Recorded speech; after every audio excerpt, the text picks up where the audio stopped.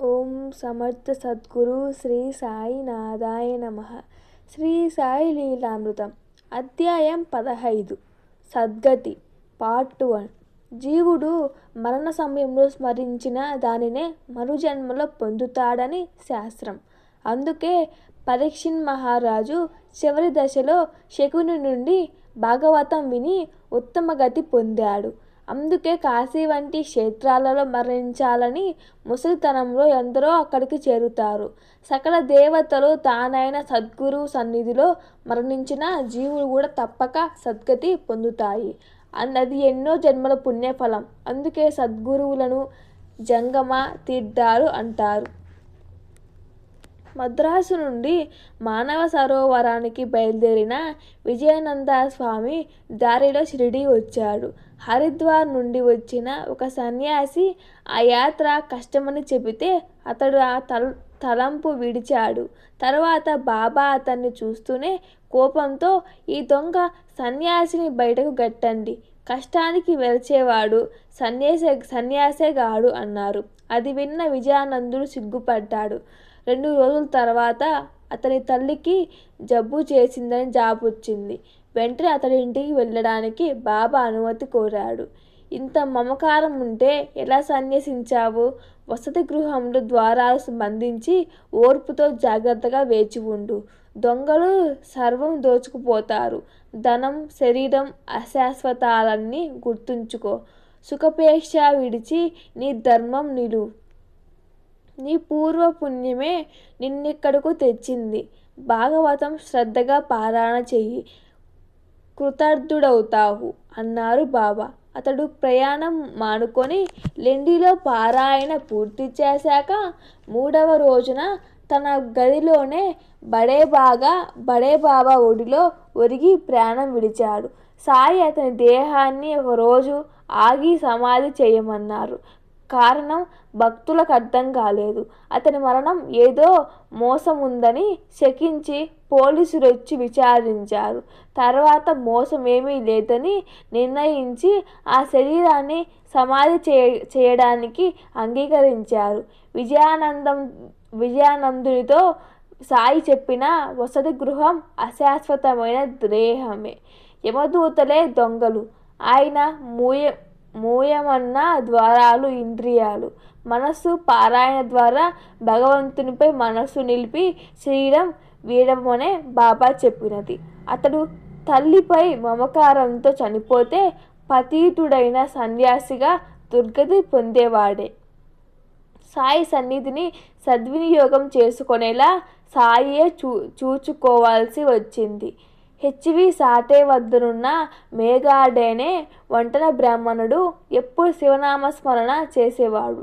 అతని మేలు కోరి సాటే అతనిని షిరిడీ పంపాడు. దారిలో సాయి ముస్లిం అని ఎవరో చెప్పడంతో అతడు సంకోచిస్తూనే షిరిడీ చేరాడు. సాయి అతన్ని చూసి ఉగ్రులై, నీ వెధవను బయటకు గట్టండి, అతడేమో పవిత్ర బ్రాహ్మణుడు, నేను ముస్లింను, ఇక్కడికి వస్తే అతడి ఆచారం మంటగలుస్తుంది అని కేకలేశారు. సాయి సర్వజ్ఞతకు మేఘ ఆశ్చర్యపోయాడే కానీ తన శంక తొలగక షిరిడీ నుండి వెళ్ళిపోయాడు. కానీ సాయి వెళ్ళగొట్టదలిచినది అతని శంకనే గనుక త్వరలో అతడు హృదయ పరివర్తన చెంది బాబా సాక్షాత్తు శంకరుడన్న విశ్వాసం పొంది మళ్ళీ షిరిడీ చేరాడు. అభిషేకం నిత్యం 4 మైళ్ళు నడిచి గోదావరి చేరి షిరిడీలో దేవుళ్లకు అభిషేకం చేసి చివరకు మసీదులో సాయిని పూజించేవాడు. ఒకరోజు ఖండోబా ఆలయం మూసి ఉంటే అతను తిన్నగా మసీదు చేరాడు. కానీ బాబా, ఇప్పుడు ఆ మందిరం తెరిచారు, పూజించారా? నిత్యక్రమం ఎప్పుడు మరచకూడదు అన్నారు. అతడు వెళ్ళి చూచేసరికి ఆలయం తెరిచున్నది. ఆలయాన్ని ఒక సంక్రాంతికి సాయిని సాక్షాత్తు శివునిలా అర్పించదలచి అతడు గోదావరి జలం తెచ్చాడు. నేను ఫకీరును, నాకు స్నానం తగదు అని ఆయనెంత చెప్పినా వినలేదు. చివరకు సాయి తమ తలను మాత్రం అభిషేకింపమన్నారు. కానీ అతడు భక్తావేశంతో హరహర మహాదేవ్ అంటూ నీరు వారిపై కుమ్మరించాడు. ఆయన వారి తల మాత్రమే తడిసింది. అతడు తన గదిలో బాబా పటాన్ని కూడా పూజించేవాడు. ఒకరోజు తెల్లవారుజామున అతడు మెలకువగా కళ్ళు మూసుకొని పడుకున్నప్పుడు అతని మనోనేత్రానికి సాయి స్పష్టంగా గోచరించి అక్షింతలు చల్లి గోడ మీద త్రిశూలం గీచి అర్పించు అన్నారు. కళ్ళు తెరిచేసరికి ఎవరూ లేరు. గది తలుపులు మూసే ఉన్నాయి. కానీ అతని పక్క మీద అక్షింతలున్నాయి. వెంటనే మేగుడు బాబాను దర్శించి ఆ విషయమై అడిగాడు. నేను స్పష్టంగా చెప్పాను గదా, నా మాటలన్నటికీ వ్యర్థం కావు. నేను ఇళ్లల్లోకి ప్రవేశించడానికి ఏ ద్వారాలు అక్కర్లేదు. నేను సర్వత్రా ఉన్నాను అన్నాడు సాయి. వెంటనే అతడు తన గది గోడ మీద త్రిశూలం గీచి పూజించాడు. మరురోజే పూణే నుండి వచ్చిన భక్తుడు సాయికొక శివలింగం సమర్పించాడు. సరిగ్గా సమయానికి మేగుడు మసీదుకొచ్చాడు. సాయి శివలింగ మతానికిస్తూ సాక్షాత్తు శివుడే వచ్చారు, సేవించుకో అన్నారు. కాకాసాహెబ్ దీక్షిత్ సరిగ్గా అదే సమయంలో గదిలో సాయి స్మరిస్తుండగా అతనికి ధ్యానంలో ఒక శివలింగం కనిపించింది. కొద్దిసేపటికి అలాంటి లింగమే మేగుడు తీసుకొచ్చాడు. నిత్య పూజ కూడా సద్గురు అనుగ్రహంతోనే సఫలమవుతుంది. మేగుడు 1912లో చనిపోయాడు. సాయి ఆ శవాన్ని నకాసిక పర్వం తాము నిమిరి ఇతడే అసలైన భక్తుడు అన్నారు. శవాన్ని తీసుకుపోతుంటే బాబా కూడా కొంత దూరం వెళ్ళి శవంపై పూలు చల్లి వచ్చారు. దహనం అయ్యాక ఆయన సామాన్యునిలా శోకించి తమ ఖర్చుతో అందరికీ సంతర్పణ కూడా చేశారు. తర్వాత అతడిచ్చిన శివలింగాన్ని ఆయన గురుస్థానంలో వేప చెట్టు కింద ప్రతిష్ఠించారు. బల్వంత్ నాచనేకు చాలా కాలం సంతానం దక్కకుంటే ఆ దంపతులు 1915లో షిరిడీ వచ్చారు. నాచనే భార్యకు ఒక కొబ్బరికాయ ప్రసాదించమని బాబాను ఒత్తిడి చేశాడు శ్యామ.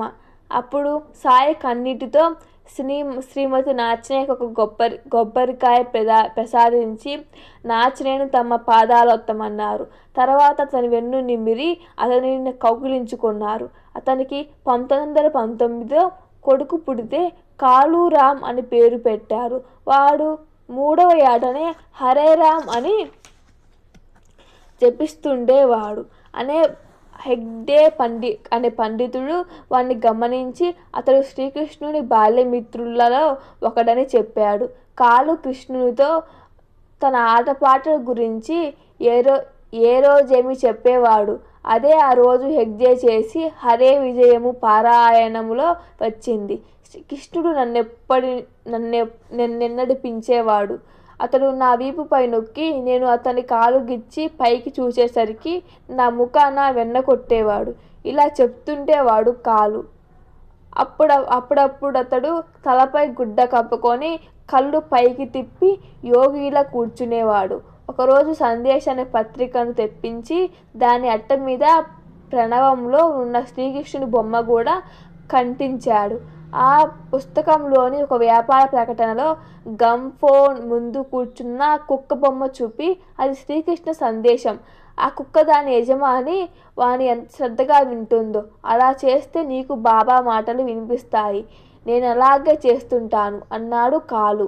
బాబా గొంతు నీకెలా తెలుసు అంటే అతడు చెప్పలేదు. అతనిని చూడ్డానికి మహాత్ములు ఉపాసాని బాబా మరియు గడ్గి బాబా వచ్చారు. కాలుకు 1927లో వంటికి నీరు పట్టి జ్వరం వస్తే బాబా ఊది మాత్రమే ఇచ్చారు.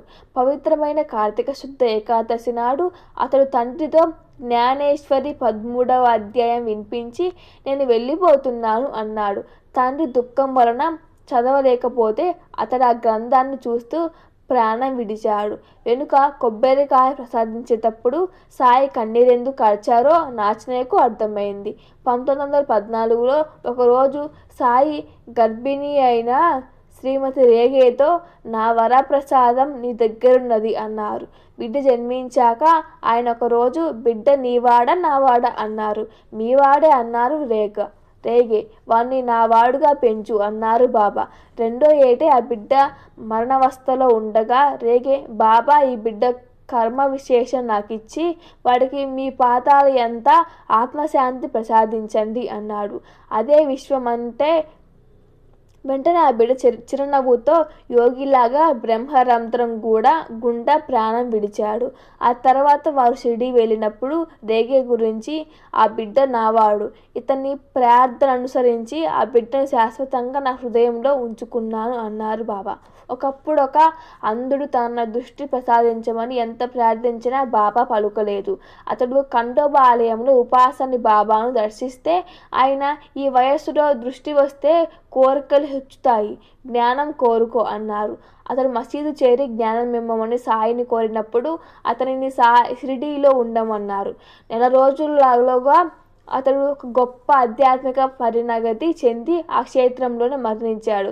మరణించినది అతని భార్య అంటే అజ్ఞానం, కానీ అతడు కాదు. అతడు సద్గతి పొందాడు అన్నారు బాబా. మహల్సాపతి సాయిని ఎంతగానో సేవించాడు. కొన్ని సేవలు అతడు మాత్రమే చేసేవాడు. ఎప్పుడు సాయి వద్ద నుండి ఇటుకపై ఒక గుడ్డ, దానిపై దుప్పటి పరచి పక్క వేయడం మహల్సాపతి మాత్రమే చేసేవాడు. అతనికి సాయి సద్గతినిచ్చారు. సెప్టెంబర్ 11, 1927 సోమవారం నాడు అతడు పూజ చేసుకునే నేడు, నా తండ్రి శ్రద్ధానికి వంట త్వరగా చేయండి, నేడే నేను కూడా స్వర్గానికి వెళతాను అన్నాడు. అందరూ భోజనం అయ్యాక అతడు కూడా తాంబూలం వేసుకొని కఫ్ని ధరించి కుమారుడు మార్తెండేకు తన దండం ఇచ్చి భక్తి మార్గంలో జీవించు అని చెప్పి రామా అని ప్రాణం విడిచారు. ఒక మేకకు, ఒక బర్రెకు, ఒక పెద్ద పులికి కూడా సాయి సద్గతులే ప్రసాదించారు. వేరే అధ్యాయాల్లో చూస్తాము. అలాగే ఒకరోజు శ్రీమతి జోగ్తో బాబా, తల్లి బాగా నెయ్యి వేసి పులగం వండి మధ్యాహ్నం ఆరతయ్యాక మీ దొడ్డి వైపుకి వచ్చే గేదెకు పెట్టు అన్నారు. ఆమె పులగం చేసేసరికి దొడ్డి వైపు ఒక గేదె వచ్చి పులగం తిని చనిపోయింది. ఆమె భయపడుతుంటే బాబా, నీకే దోషము లేదు, దాని చివరి కోరిక తీరి మనం మంచి జన్మకెళ్ళింది అని అభయమిచ్చారు. ఇంతటితో శ్రీ సాయి లీలామృతం అధ్యాయం 15 సద్గతి పూర్తిగా అయిపోయింది. చిన్న చిన్న తప్పులుంటే క్షమించండి. Thank you for watching. Please share and subscribe and like.